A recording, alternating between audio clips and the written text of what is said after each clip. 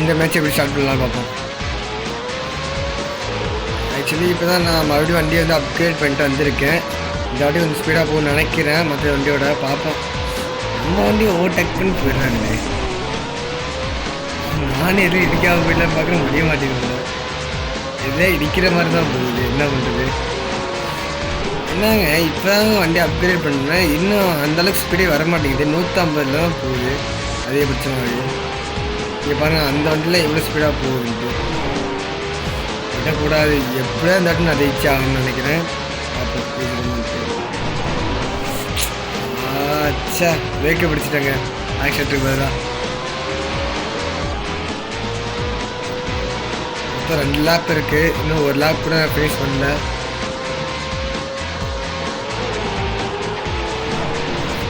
குறுக்கால வந்து போடுறானுங்களே, என்ன பண்ணுறது? பரவாயில்ல, என்ன நடந்ததுன்னு பரவாயில்ல. இப்படியே ஃபஸ்ட்டு வந்தே ஆகணும். 4 இடத்துக்கு தள்ளிட்டாங்களே. என்னங்க ஃபஸ்ட்டில் வந்துட்டு அதுக்கு 4 இடத்துக்கு தள்ளிட்டாங்க.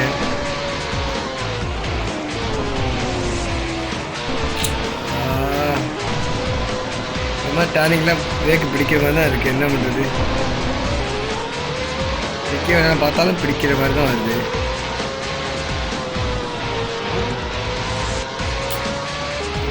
ஆயோ ஜஸ்ட்டு நிமிஷங்க விழ வேண்டியது, ஸ்லிப்பாக வேண்டியது.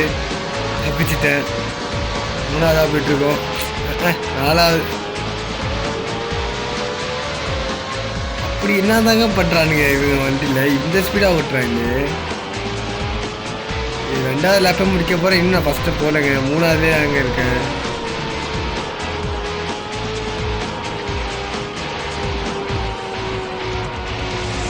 ஜஸ்ட்டு அவ்வளோதாங்க. இன்னும் கொஞ்சம் முன்னாடி போயிட்டால் போதுங்க. வந்துட்டோம், பாதி தூரம் வந்துட்டோம்.